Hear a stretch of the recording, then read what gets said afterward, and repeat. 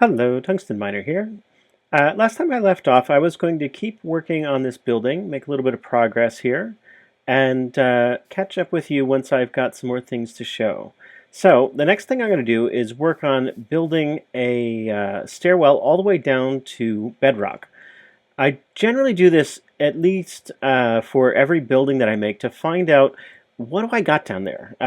What kind of stone is indigenous to this area, and what can I count on in order to make this building?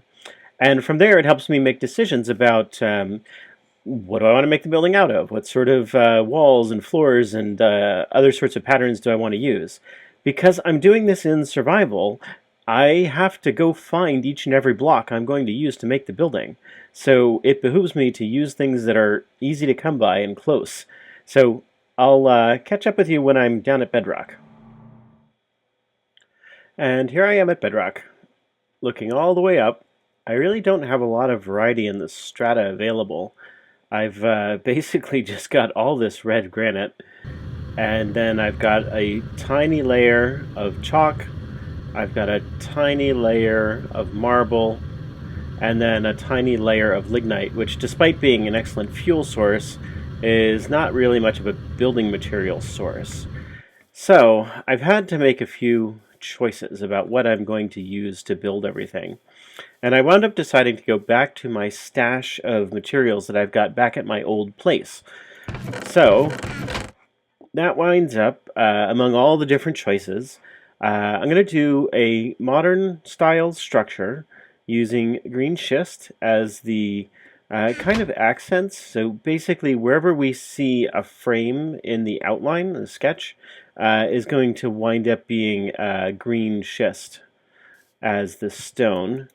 And then probably rhyolite accents. I'm not exactly sure where I'm going to wind up using this. And then to make the walls primarily out of this light blue stained glass, which is just plain glass taken and oh gosh, well, whatever. You take 8 of them, put it around a piece of light blue dye, which I have plenty of because of all the flowers.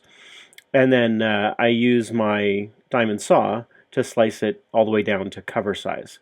One of the nice things about these things is not only do you get 8 of them for every block that you make, so you get a lot of material for your effort, but they break very easily, and they actually are recoverable. You don't wind up destroying them, despite what normally happens with glass. So I think I've got the basic gist of my materials here. The next step is going to be creating a foundation that kind of works and is realistic for this building. And what I've decided to do is take advantage of the natural stone formation of this hilltop, being mostly red granite. And I'm going to dig down through the dirt here in all the rooms and expose the granite and lay a foundation. So I'm going to try and make the foundation of the building, at least from the outside, appear to be just plain red granite. So wherever I've got this dirt on the ground now, I'm going to dig it out and put in red granite instead. And then I'm going to dig down underneath 2 more blocks to create a kind of basement under the whole thing. Now, in my other house, I've got a fairly sizable basement, right? Every room has a lot of space underneath, and there's kind of whole rooms down there. I'm not going to do that this time. I'm just going to make fairly small, fairly flat basement area so that I don't have to worry too much about it. And what I'm going to wind up doing, actually, is make it so that the stonework goes down to stone. I'm going to dig out all the dirt, and then I'll fill it back in with just plain red granite or red granite cobblestone. I'll probably mix them up a bit to make it look more more natural. So wherever I can, I'll preserve the red granite. Wherever I can't, I'll bring them back again. But I'll try to bring the red granite up to the surface to create kind of a platform for the building to be built on top of. Some decisions yet to be made. Usually you're going to have your floors and ceilings be their own different textures and probably look a little different from other things. I haven't quite decided what I want to make those out of yet. And you often have a single color wood that's used for all the trimmings and trappings of the place. And I haven't made any decisions about that yet either. So I'm going to have to go back and look at my actually really substantial collection of different kinds of wood now that I've gotten pretty deep into forestry and think about what I'm going to use for that. So I'll be back in just a few minutes once I've made a little bit more progress. Okay, I've made some progress. So you can see the skeleton of the building up on the hill there, and you can see that one corner of it has actually been filled in, more or less. And I'll often do this. I'll pick one corner of the building and just go through and use all the different real materials and real kind of ways of putting things together so I can get a sense of what it's going to finally look like if I were to keep going. Because oftentimes I'll find, yes, that texture doesn't work, those colors don't blend nicely, some idea I had didn't work out, and so I'll want to go back and revisit things and fix stuff up. So in this case, I decided to go with andesite, which has been run through Chisel to get a particular pattern. So for example, I can take some andesite, drop it on my chisel, and I get all these different patterns. I've actually talked about Chisel quite a lot in my different videos, but I think this might be the first time I've actually used it. And it's really just this simple. You drop the blocks in there. If they are blocks that Chisel recognizes, and Chisel does not recognize all blocks, it will show you a list of patterns. If it's a block that Chisel does not recognize, then you get no patterns and you just take your block back again. So yeah, I chose this pattern, this andesite pillar pattern, as the kind of, the separation between floors here. I decided to go with green schist, as I said before, for the main part of the walls, and light blue stained glass for the windows. And I've decided to go with much larger windows than I did in my other structure, and make this more of a modern looking building. For flooring, I think I'll start very simply and then maybe get more complicated later. So I took a look at all the different woods that I had in my chest from all my forestry stuff and picked hickory wood as what I want to use for the floors. So I just got myself some hickory wood planks and laid them down. You'll notice I'm using microblocks here, and I actually had kind of a hard time with this. Turns out there's something to do with the extra trees mod that prevents microblocks from recognizing this wood correctly, even when it's correctly configured in the config file. And what I wound up having to do is just cheat the slabs in. There's just no way to get them otherwise. So in the spirit of sticking with survival, I took the hickory wood that I had and discarded it. At the same time, cheated in the slabs that would come from that much wood. So not cheating per se, but avoiding bugs in the game. And that's, in my survival worlds, I will very often cheat in order to fix something that shouldn't be broken, or if there's a bug in one of the mods that destroys a bunch of stuff, I'll just use the cheats to put things back, but only to work around bugs. I'll never cheat in materials or whatever else, because then why bother being in survival at all? You might as well go on to creative mode. I decided to give a try to these andesite slabs. This is another one of the patterns that andesite can have. And I'm just not liking how that looks as a ceiling. So I'm going to change that out to something else. And then I've got my second floor here that I decided to make a lot shorter. And initially I decided I was going to make it even shorter still. But I really like the look of having the window framed by the green schist. So down here it's framed much larger, and there's a much larger window. But on the top floor, it would get altogether too small if I wound up doing that. The other thing to notice here is that I'm using glass covers so that the windows are about as thick as windows ought to be, and the walls are about as thick as walls ought to be, and then the kind of decorative element stands out a bit. It should be noted, if you're on a big server, microblocks are more complicated. So for every spot here, there's now 1 block, 2 blocks, and they don't render as quickly, and they're more hard on the server than standard blocks are. So This may not be the best technique if you're on a big server, but it makes for really satisfying and interesting builds when you're either on a smaller server like what I've got, or if you're just doing a survival world on your own. So that's what I've got so far. The next thing I'm going to do is pick one of the stairwells and go ahead and try to build a small piece of that to get a sense of, again, what materials do I want to use, how do I want it to look, and I'm probably going to take off these ceiling tiles and try something different. So I'll be back once I've made a little more progress. Okay, a little more progress. I did decide to get rid of the tile in the ceiling that was andesite and replaced it with some rhyolite cobblestone, which I think adds kind of a nice texture. And even when you're here on the upper floor, it's not too busy or too dark to kind of distract from being in this room. You know, it kind of fits with that space.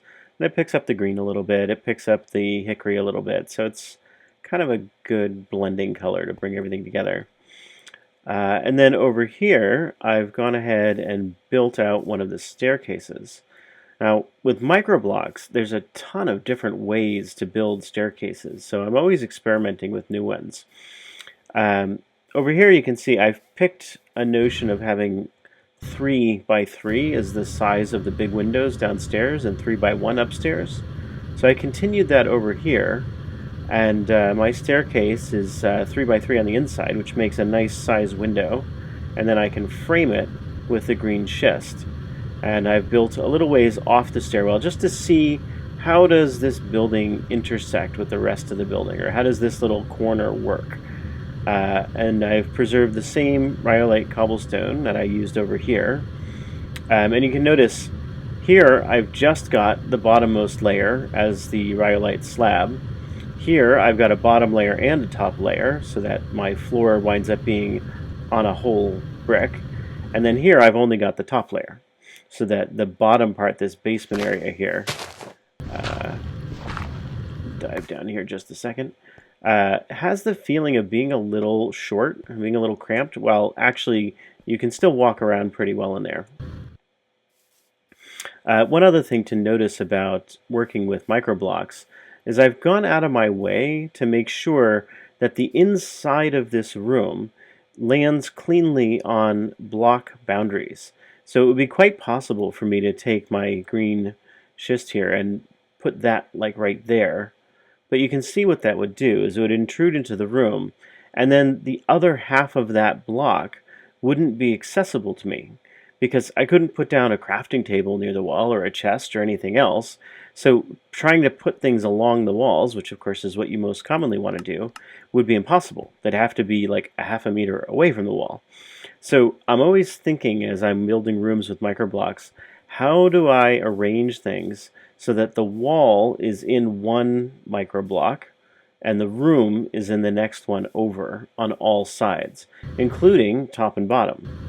Right, so here I've made sure that this block here corresponds to the top and bottom over there, just like I've done on the ceiling here, that this half slab is above there, so that I've got 3 meters tall completely in this room and full meter wide blocks next to the walls. So over here in this staircase, I wanted to use the same hickory, but I wanted to come up with some way of making a spiral staircase that looked a little bit more modern than what I've done before. So instead of having a big central post, I have a microblocks post, just a pillar, and then each of the steps goes up by a half a block, so that even without my special traveler's shoes, I could walk up to this just fine. And then at each full turn, I have it come back and fill in the center. So of course that means I'm filling in just the, I guess, the tops of each meter as it goes by. But the constant kind of indentation gives a really neat look, a really kind of modern sculpted look to the staircase itself, which I like quite a lot, and I think this turned out nicely. And from the inside of the stairwell, we can look out and kind of get our bearings and see where we are and have an understanding for where in the structure we are. So that's one of the dangers of having a really large structure is you actually can get lost in it, especially if things are too similar all the way through. So here the post just goes straight up to the ceiling, and the ceiling is the same rhyolite slab. So, a little bit of progress. Answered some questions about how do corners work, how do interior walls work, how does it work when you need to go around corners of various kinds. So there's an inner corner and there's an outer corner. So I've had to think about both of those. How do I want to do staircases?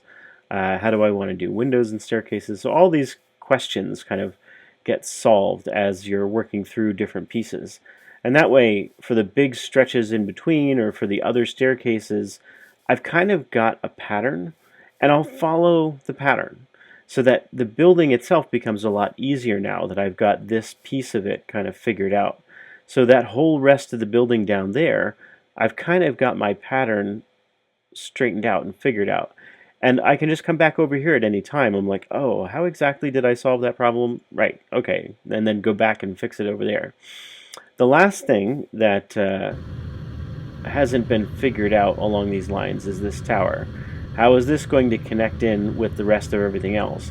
Am I going to make it of the same materials as the rest of the house? Because everything else here is kind of square.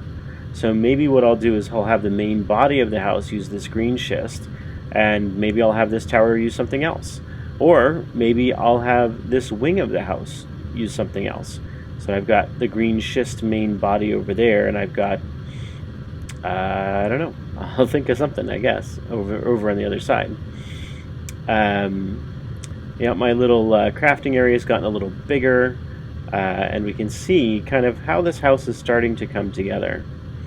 Oh, this big tree here.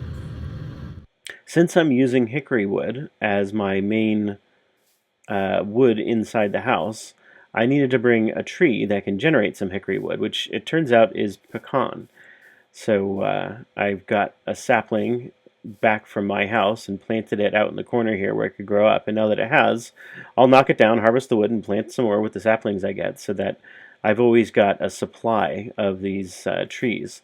And I might actually go and think about decorating the ground with these pecan trees.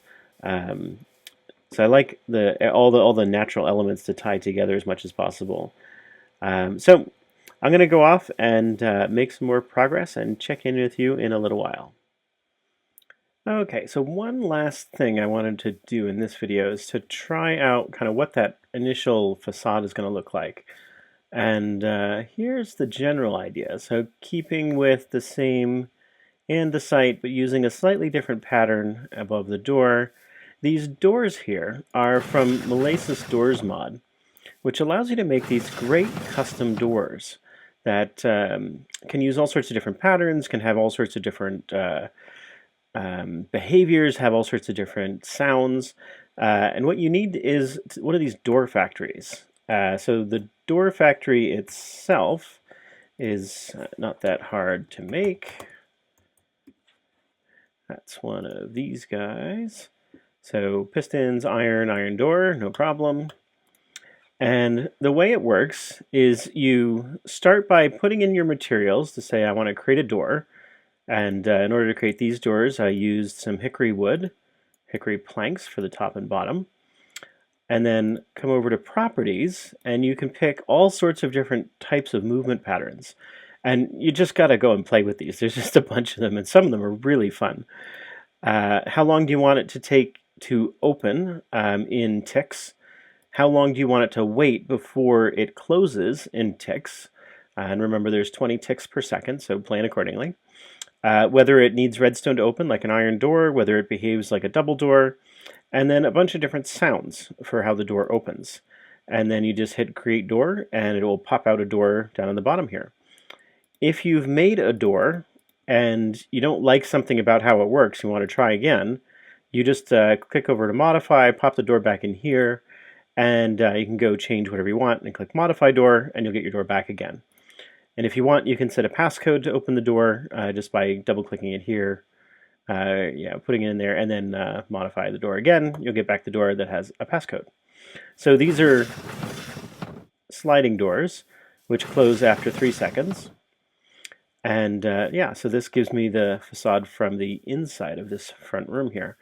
And so I've got the staircase, I've got the section of a main room, and I've got the facade for the front of the building all completed.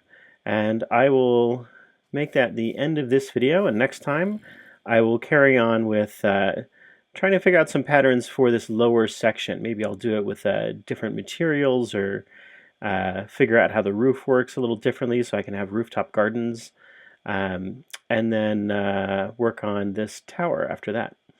So if you like the video, go ahead and click that like button. If you want to see more like this, hit subscribe, and I will talk to you later.